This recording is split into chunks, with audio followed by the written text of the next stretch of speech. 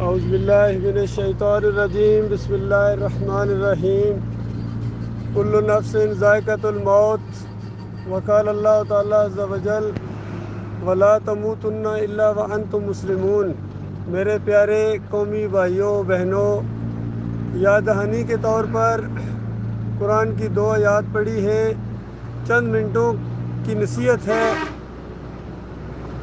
مالک فرماتا ہے ہر ایک نے مرنا ہے، جیسا کہ ہمارا تجربہ ہے، جو ہمارے بزرگ تھے، باپ دادا، آج وہ ہم میں نہیں ہیں، اسی طرح ہم بھی نہیں ہوں گے۔ تو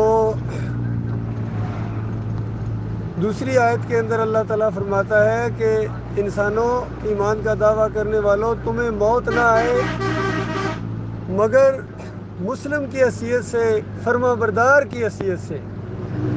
تو ابھی دیکھیے بھائیو، یہ سفر ہے گویا ہم موت کے منہ کے اندر بیٹھے ہوئے، کسی لمحے ہماری زندگی کا یہ آخری سفر ہو سکتا ہے۔ اس لیے میرا دل چاہا کہ آپ کے سامنے نصیحت کے طور پر چند باتیں رکھوں، تاکہ ہم مریں تو مسلم کی حیثیت سے مریں۔ تو میرے بھائیوں، نبی صلی اللہ علیہ وآلہ وسلم نے فرمایا اولین درجے کا ایمان یہ ہے کہ برائی کو طاقت سے ختم کیا جائے، یہ طاقت نہیں ہے تو اس کے خلاف زبان کھولی جائے، اور اگر یہ بھی طاقت نہیں ہے، چونکہ ماحول ایسا ہے، کھانے کو دوڑتے ہیں، اگر ان کو سمجھاؤ کوئی چیز تو پھر دل سے برا مانا جائے اور اس برائی سے نفرت کی جائے۔ تو آج تو میرے پاس تو یہ طاقت نہیں ہے، لہذا اس ذمہ داری کو سمجھتے ہوئے میں اپنی زبان کھول رہا ہوں، ڈرتے ڈرتے، کیونکہ عام طور پر یہی ایسا ہوتا ہے کہ جب ان کو یہ بات بتائی جائے ان کی فائدے کے لیے تو آگے سے لڑتے ہیں، جھگڑتے ہیں۔ بہرحال یہ جھگڑالو لوگوں کی سنت ہے، ہمیشہ یہی ہوتا رہا ہے، اپنے خیر خواہوں کی انہوں نے قدر نہیں کی ہے، اور اس کے بعد اپنی زندگی کو انہوں نے اس طرح برباد کیا ہے۔ نبی صلی اللہ علیہ وآلہ وسلم نے فرمایا میں بتوں کو اور سازوں کو توڑنے کے لیے آیا ہوں۔ غور کیجئے، جس نبی کے ساتھ ہماری محبت ہے، وہ جو کام کرنے آئے تھے ہمیں تو ساتھ دینا چاہیے، اس بات کا حمایت کرنی چاہیے، لیکن افسوس یہ ہے کہ اس کے الٹ چل پڑے ہیں، خاص کر یہ مسلمان، ان کے اندر بت پرستی بھی آ گئی ہے، اور گانا بجانا تو ان کے روح کی غذا ہے۔ جس طرح یہ گاڑی پٹرول کے بغیر نہیں چل سکتی ہے، پٹرول ختم ہو جائے گاڑی رک جاتی ہے، ڈرائیور کہتا ہے گاڑی میں پٹرول نہیں، کیسے چلے؟ اگر کوئی اس کو کہا جائے کہ نہیں نئی گاڑی ہے بھائی چلاؤ، وہ کہے گا پٹرول نہیں ہے، پٹرول کے بغیر نہیں چلتی ہے۔ اسی طرح آج کا یہ نوجوان ہے، گبرو نوجوان، یہ گانے بجانے کے بغیر نہیں چل سکتا ہے۔ جہاں کہیں کوئی مزار آتا ہے، گانا بجانا بند کرتے ہیں، تھوڑا سا جھک جاتے ہیں، پوچھا یہ کیا کیا ہے؟ کہتے ہیں یہ احترام ہے بابا کا۔ اللہ کے بندو، احترام اللہ زیادہ حقدار ہے کہ اس کا احترام کیا جائے، اور اس نے منع کیا ہے کہ یہ دیکھو یہ زندگی امتحان کی زندگی ہے، مرنے کے بعد مالک فرماتا میرے پاس آؤ گے، ایک ایک حساب دینا پڑے گا، وہاں زندگی کیسے بسر کی تھی، خاص کر جوانی کیسے تم نے آگے، اور کمایا کیسے تھا، لگایا کیسے تھا، یہ ساری چیزیں آپ کو بتانی پڑیں گی۔ تو میرے بھائیوں، ایک گناہ جس کو شرک کہتے ہیں، یہ ناقابل معافی جرم ہے۔ جب قوموں کے اندر یہ آتا ہے پھر اللہ کی رحمت روٹھ جاتی ہے۔ آج مسلمانوں کی جو درگت بنی ہوئی ہے یہاں پوری دنیا کے اندر، اپنے بھی مارتے ہیں اور باہر والے بھی مارتے ہیں۔ کشمیر میں کیا ہو رہا ہے، جہاں مقبوضہ کشمیر ہے، بوسنیا میں، فلسطین میں، خود اپنے ملک کے اندر اندازہ لگاؤ کیا ہو رہا ہے میرے پیارے بھائی۔ سارے مسلمان ہیں اور کلمہ پڑھتے ہیں اور ایک دوسرے کی نہ احترام کرتے ہیں، نہ عزت کرتے ہیں۔ تو یہ میرے بھائیوں اس وجہ سے ہے کہ ان کے عقیدے کے اندر خرابی آ گئی ہے، ان کے عقیدے کے اندر شرک آ گیا ہے۔ یہ اللہ کو چھوڑ کر اللہ کے بندوں کو داتا، دستگیر، مشکل کشا، حاجت روا، غریب نواز، کون سا وہ نام ہے جو اللہ کا عربی کے اندر نام تھا اور انہوں نے ترجمہ کر کے اردو کے اندر اللہ کے بندوں کو دے دیے، پھر ان کو پکارتے ہیں مدد کے لیے مشکل مصیبت میں۔ یا اللہ مدد کہنے کی بجائے کوئی یا علی مدد کہتا ہے، کوئی یا رسول مدد کہتا ہے، کوئی یا غوث تیری دعائی ہے، یہ پکاریں۔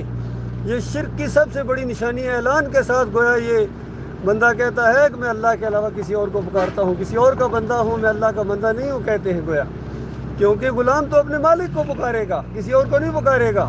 تو اس طریقے سے ان کے عقیدے کے اندر جہاں یہ پکار کا شرک ہے، وہاں نظر و نیاز کے بھی شرک ہیں، اللہ کے علاوہ دوسروں کی نظر و نیاز، کبھی 11ویں کی شکل میں، کبھی 12ویں کی شکل میں، کبھی 10 محرم کے کنڈے ہیں، یہ انسانوں کے نام کی ہے۔ اللہ کے لیے سبیل لگائی جائے، فی سبیل اللہ لکھا جاتا ہے تو یہ اللہ کی بندگی ہے، اللہ خوش ہوتا ہے، ثواب دیتا ہے۔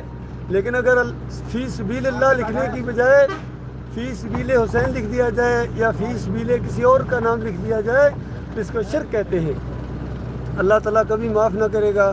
اسی طریقے سے یہ تعویذ گنڈے کا شرک ہے۔ امت مسلمہ کی گردنوں کی تلاشی لی جائے، کوئی ڈوری باندھتا ہے، کوئی تعویذ باندھتا ہے، نبی علیہ السلام نے فرمایا جس نے تعویذ لٹکایا اس نے شرک کیا۔ بھروسہ اللہ پر ہونا چاہیے، کسی اور کے اوپر۔ اس گاڑی کو کس نے تھاما ہوا ہے؟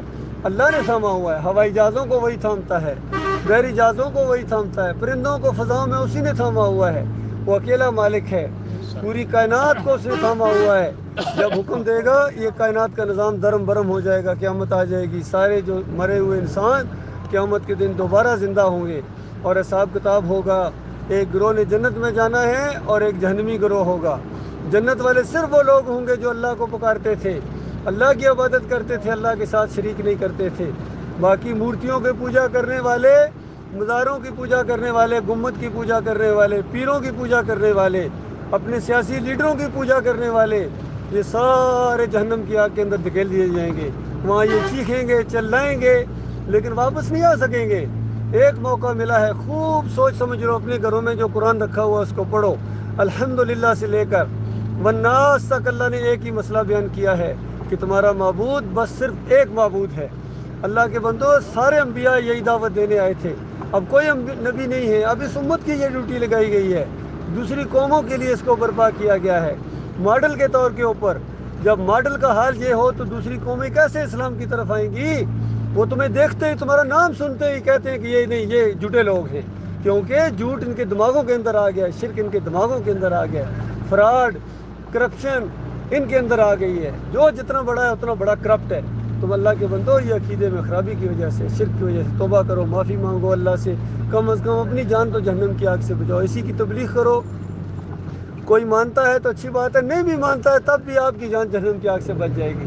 نوح علیہ السلام نے 950 سال دعوت دی تھی، دیکھو اپنی بیوی نہیں مانی ہے، بیٹا نہیں مانا ہے، اور قوم کے وہ لوگ جنہوں نے مانا ہے وہ صرف کشتی میں بیٹھے تھے، سارے باقی مشرکین کو پانی کے اندر ڈبکیاں دے دے کے اللہ تعالیٰ نے مارا ہے۔